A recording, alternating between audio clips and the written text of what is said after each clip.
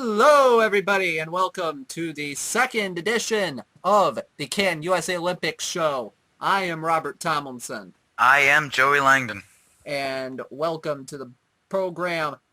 Oh, man, let's start off with this.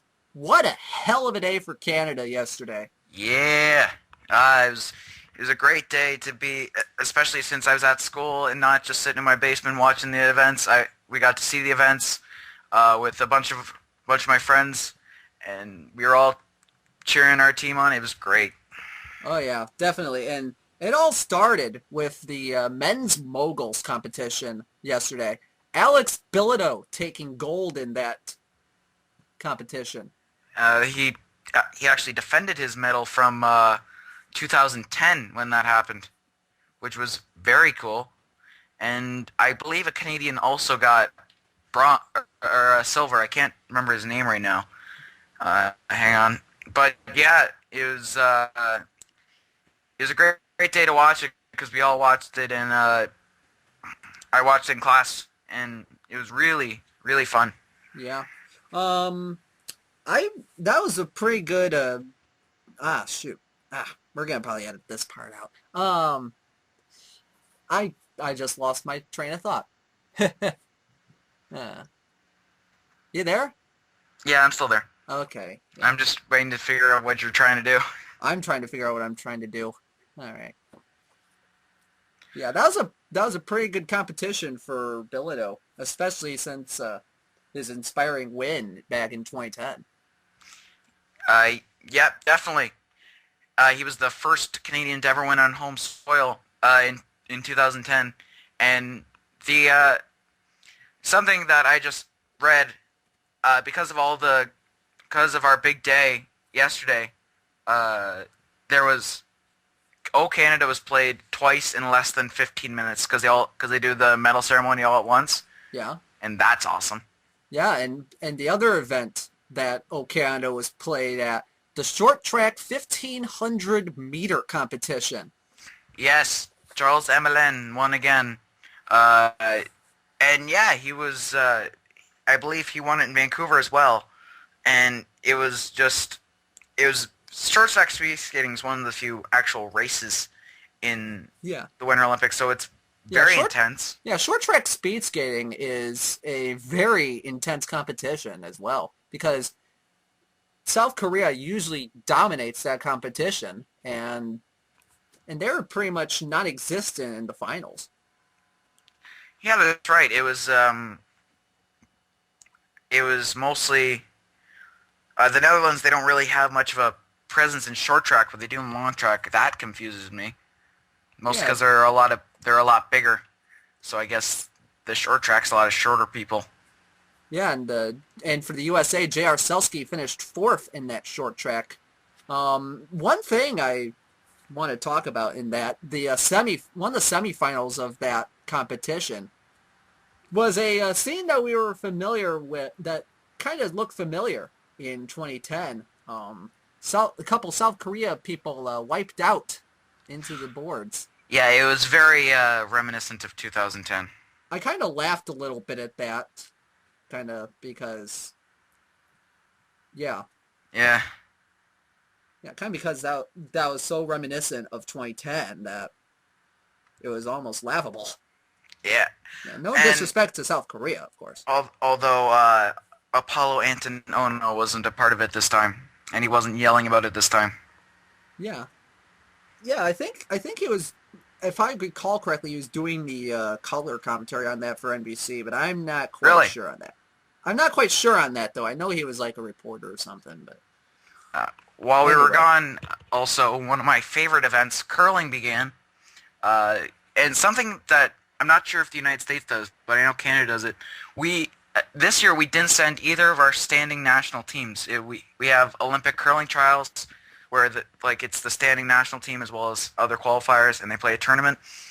This year both the standing national teams actually lost. So we have, in the men's side, probably about the fourth or fifth best team in Canada. And on the women's side, at least it's like the second best team. Yeah, and they still beat Germany 11-8 in the men's. Yeah, but then of course, unfortunately, we lost to Switzerland, which not very good to look at because Switzerland is always very low, and Sweden, I caught the end of the Sweden-Canada game. Uh, and it was just, you could tell they were, like, they weren't the best team from Canada. They weren't the best team to send. Because you saw what happened where they, coming down to the last two ends, even when Sweden makes a huge mistake, they can't go up. And for men's curling as well, the USA lost to Norway 7-4. I believe they also lost to China this morning. Yeah, yeah, I heard about that, and that's kind of embarrassing when your men's and women's curling teams are both 0-2 at the start of the Olympics. Yeah, well, you sort of expect that from the United States coming in, as they're never really high up on Olympic curling, especially recently. Watch for Norway out of the men's. Norway and Sweden. That could cause some problems. Yeah, and especially since the USA, if they had a couple shots go their way in a couple of the ends, especially the seventh end, that they could have pulled it out.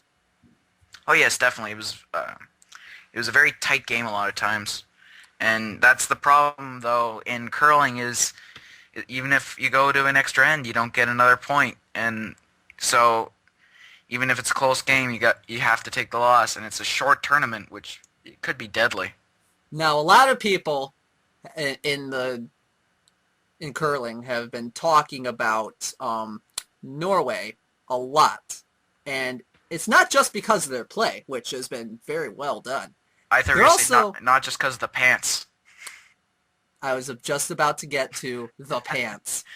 The pants, I heard one person on NBC compare it to the Partridge Family Bus. And I'll throw a picture up there so I mostly hear circus pants. That's what I hear the most. Yeah. Yeah. Norway's pants have become one of the everlasting memes of the Olympics. And, yes. And speaking of Olympic memes, NBC, Bob Costas is going to take some time off from the Olympics due to his ongoing eye problem that he's had since the start of the games. And being from Canada, I only know a little bit about this. I saw a picture of him. He was wearing dark glasses at one point, and then I just recently hear that he's taken some time off, and I don't have all the information. It's just... Yeah, apparently he had something like pink eye or something since the start of the games, and it apparently spread to his other eye on Sunday, and now he's taking some time off because of that, because it's getting a little serious. While we're on the subject of Olympic memes, it seems every year there's one competitor that just makes an extremely disappointed face. Last time it was Michaela Maroney, and this year in U.S. women's figure skating there was... I know what you're talking about, too. Yeah. Ashley Wagner? Yes. And yeah. There's a difference between Maroney's and Wagner's is Wagner probably got the mark she deserved, where Maroney, if you look back, she could make a case. Oh, yeah, definitely. Yeah, but Wagner's was more of shock than anything, and that was kind of funny. I took it to be, like, disgust. Like, how dare you? Like, that's what it looked like. Yeah, that as well. So, yeah. Moving on to the women's super combined yesterday. That happened as well. Maria Hoffel-Riesch of Germany won that competition. USA's Julia Mancuso finished third in that competition. Yes. A few things happened today as well. Let's see. I'm just gonna go back from yesterday's schedule to today's. A lot of alpine skiing training happened, mostly for the men's super combined had some training. Biathlon also happened today. Norway generally takes the cake in those events, and today was no exception. Let's see. Oh, there was more hockey games today, women's hockey. Uh, Group B action, the interesting event. Japan again loses by only 1 goal, Wow. 2-1. 2-1. Wow. So it all comes down to the game against Germany, but they're both 0-2, so neither of them will advance. But maybe Japan could get their first win. Yeah, from the statistics I'm seeing on Japan, they're really fighting a little bit. Yep, definitely a grindy team, as we say. And then Sweden and Russia, they'll be 1-2. They'll face 3-4 out of Group A, which I believe will be Switzerland and Finland. So if Sweden ends up against Switzerland, that could be a game. Like, Sweden could get in there and win that one. Yeah, especially since the USA women's hockey team, they just like totally thrashed Switzerland a couple days ago, 9-0. What I like to say that is the Canadians are polite, so we only beat them 5-0. That works too. That works too. And then Finland, which actually held us until the third period, but we still beat them 3-0 on a couple of quick goals. So, could Canada or USA be upset? That might I think it's going to happen more for Canada than the USA. But I doubt that happens, though. USA and Canada are both pretty strong teams. I think they're going to make a good run.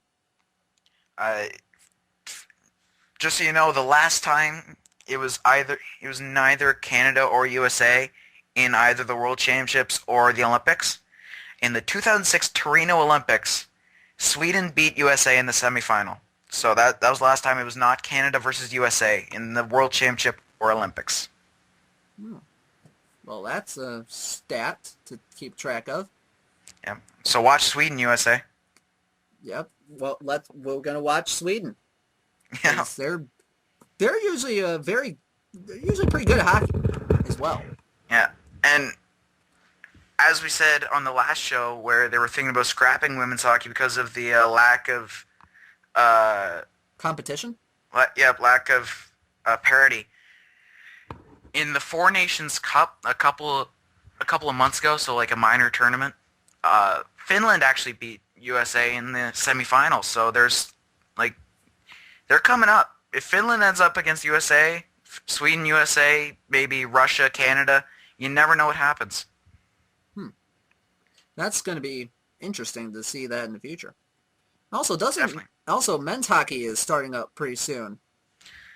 Yes, for sure. That's heavily awaited, especially by everyone in Canada.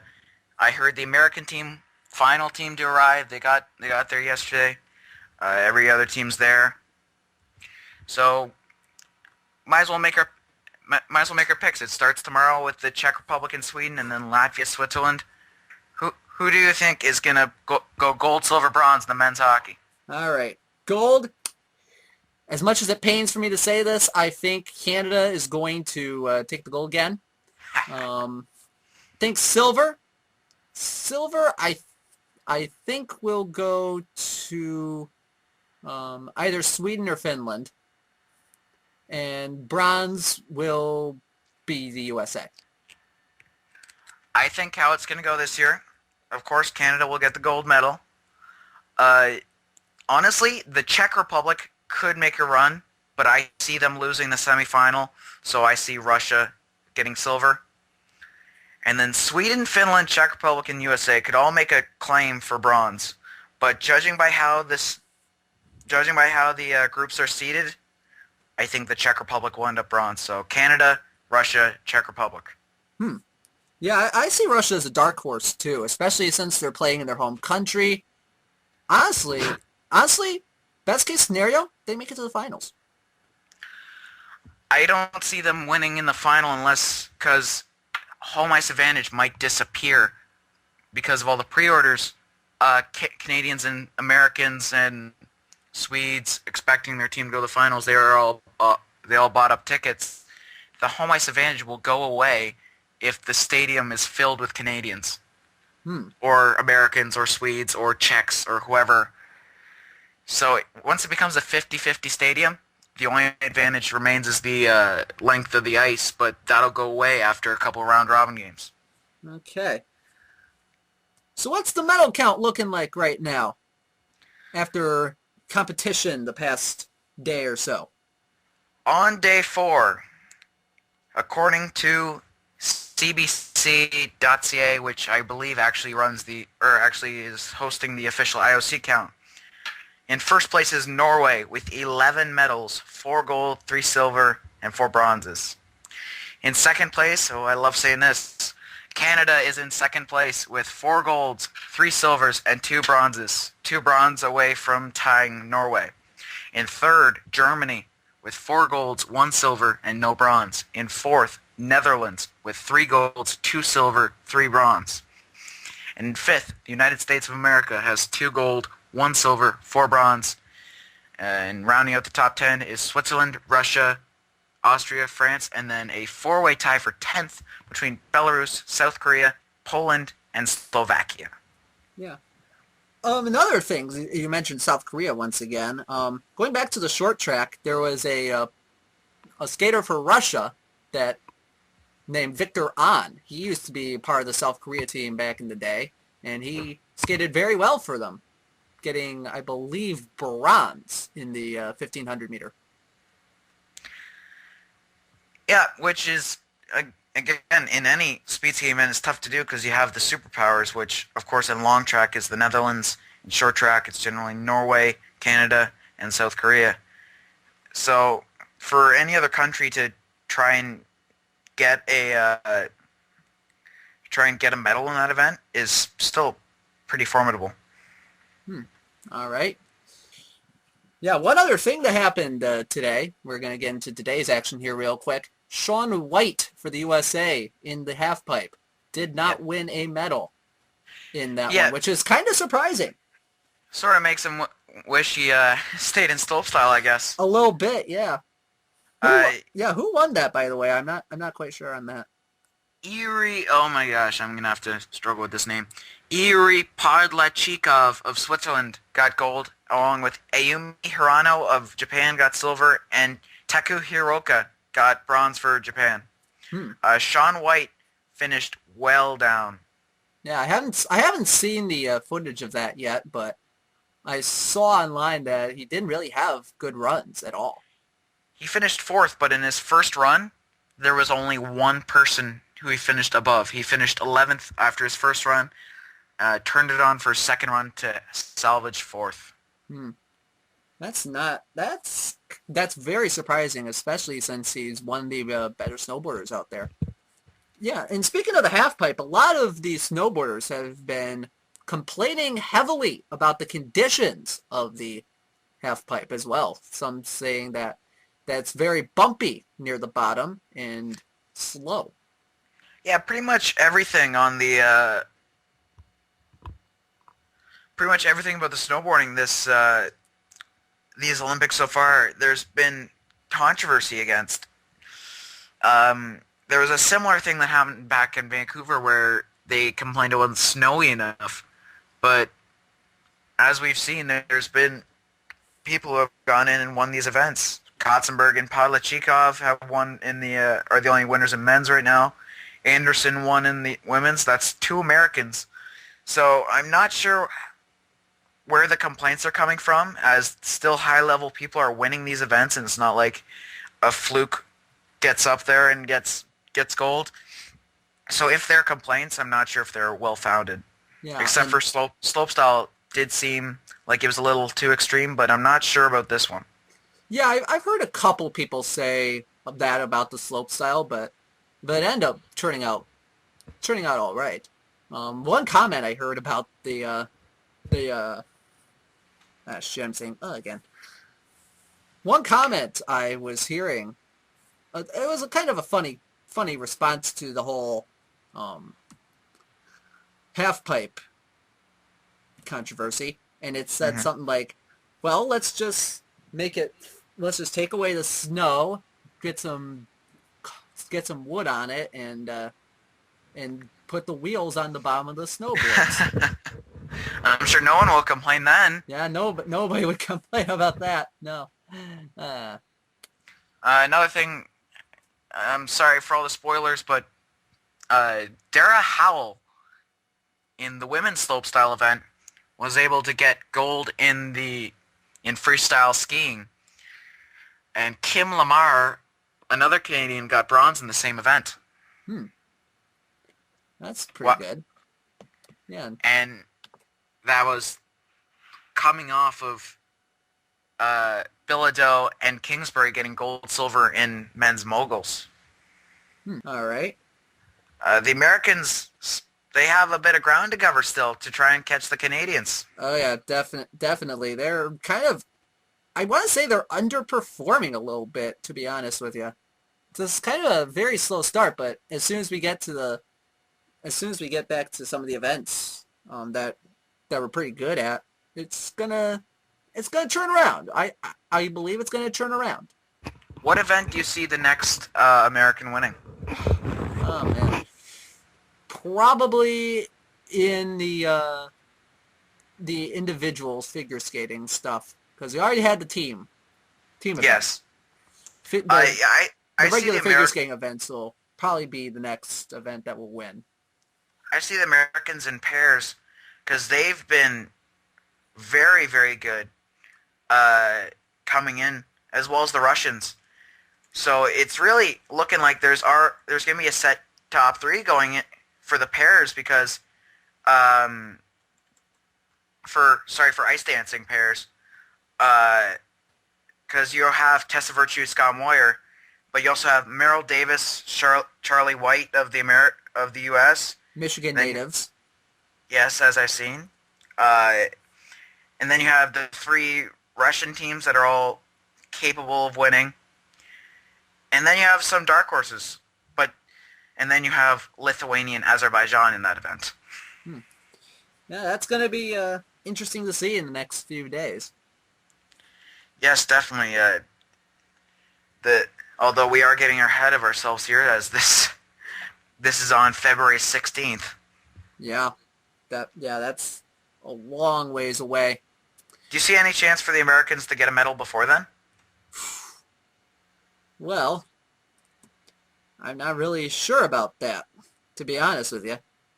I'm not even sure what's coming up next couple days, which is a perfect segue into what's coming up next couple days. Yes! Okay, so for the rest of the day today, as the Americans have not seen everything yet, speed skating, snowboarding, ski jumping, hockey, you guys know what's going on. For the 12th, I will go up to Thursday, but for the 12th on Wednesday, alpine skiing, men's super combined training though. The first medal event will be women's downhill skiing. That is at 2 a.m. Eastern time, so get up early for that one. Or if you just figure you can stay up till midnight, why not watch the first round of men's curling? Canada has a bye, but the United States plays against Denmark. Then if you're still going brave at 5 a.m., women's round robin happens. Canada plays Great Britain. United States plays China. And then if you really can't stay up, you want to get up at 10, Canada plays Russia. The United States has another bye. Yeah, keep the Keurig on standby. Figure skating, pairs free skate, as we mentioned, that will be at 10:45. First individual medal event for figure skating. Men's hockey begins, but if you want a preview in the morning, 3 a.m. Eastern Time, Switzerland versus Finland, 7:30 a.m. Eastern Time, and this is the one you want to watch. Team Canada will take on Team USA. That's the first battle between our two great nations. Oof, that's going to be a good one. Watch the men's. Two games are happening at noon our time. The Czech Republic and Sweden, and Latvia versus Switzerland. Switzerland has been known to come up as a dark horse. That could be a big game if Switzerland can pull off a massive victory over Latvia. Luge, at 10:45 we will have a medal event for doubles luge. And then Nordic combined. If you don't know, it is a two event combined with ski jumping and then cross country. Snowboarding, women's halfpipe will be going down around 12:30, and speed skating, long track, 1,000 meters, medal event at 9. So what do you think of that schedule for Wednesday, Rob? I think that that we might have a chance, that USA might have a chance to maybe get a medal in that women's half pipe, perhaps. And then, of course, the Canada versus USA game. That's gonna be big. Probably Yeah. will serve as a gold medal game preview. Yeah, too bad I probably won't be able to stay up to see it because we don't get NBC Sports Network. Yay, me. And then on Thursday, which is hopefully when we record our next episode, alpine skiing, men's super combined. That'll be the final training run for that. Biathlon is the first medal event. Sorry, it is the first medal event alphabetically. Men's 20-kilometer individual. Women's cross-country 10-kilometer classic happens at 5. And if you really are desperate for curling and want to stay up 2 nights in a row, at midnight, Canada versus Denmark, women's curling action. The United States has a bye. Men's curling, Canada versus Denmark. United States versus Great Britain, represented by Scotland in this event. Women's round robin at 10, if you want to sleep in. Canada versus Switzerland, and then USA versus Japan. Figure skating men's short program. That is the first part of that event. The free skate will come afterwards on Friday, I believe. Freestyle skiing, men's ski slope style, as the women won today. Hopefully Canada can pull off something in the men's too. Hockey, Canada and USA begin their first couple of games, but first off it is Finland and Austria. Japan and Germany will be the women's game that day. Russia and Slovenia will get to see the first look of Slovenia in the Olympics. Slovakia versus USA, USA's debut. Canada versus Norway. And the last women's game of the day is Sweden versus Russia. Hmm. And that's another game because that could be determining who faces Switzerland or Finland. And they both want to face Switzerland at this point. Luge team relay is the next medal event.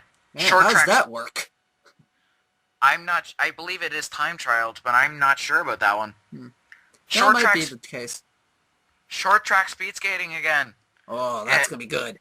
It is the women's 500 meter finals as well as the men's 5,000 meter relay semifinal and the men's 1,000 meter first round. Skeleton will be the first 2 runs and for women's, and then speed skating, long track, women's 1,000 meter. And I definitely want to hear what you think of the first round of hockey matchups. USA, Slovakia, Canada, Norway, and the first appearance of Slovenia. Thoughts about that? Well, the USA definitely has a very good shot against Slovakia. Yeah, that's pretty. Those are pretty good matchups. I'm intrigued to see how those go. And something interesting about Slovenia is, I believe this is their first time in a long time at the Olympics. They have one NHLer on their roster. Los Angeles Kings defenseman Anze Kopitar. You think they could surprise some people, maybe catch someone like the Americans taking the game for granted and starting some reserves? Or do you think they just absolutely have no chance? Well, Kopitar's a pretty good player for that team. But you don't win with just one great player in hockey. You have to have very good players around you. So I don't know about them going too far at all. And Canada plays Norway. A lot of people are really saying how Canada lucked out with their group, although that could soften them for the playoff round. We face Norway, Austria, and Finland. Finland, pretty much the only team that stands a chance against us if we don't go get cocky. All right. That's a pretty good slate of Olympic events coming up in the next couple days. Yes, definitely. We'll be back to recap it for you on Thursday. Yep. Any final thoughts, Joey, before we wrap things up? Go Canada, go! And first off, the "You Blew It" segment. When I was chanting out the United States of America, I forgot states. So that's the "You Blew It" segment of the day. Y'all blew it. I blew it. Y'all blew it. My final thoughts. Kind of unrelated to the Olympics at all. Rest in peace, Flappy Bird. I never downloaded that game because I have a thing with video games where I break things. Oh, darn. All right, so that's going to do it for this edition of the CanUSA Olympic Show. We will see you next time on Thursday. I'm Robert Tomlinson. I am Joey Langdon. And we'll see you then. Good night, everybody.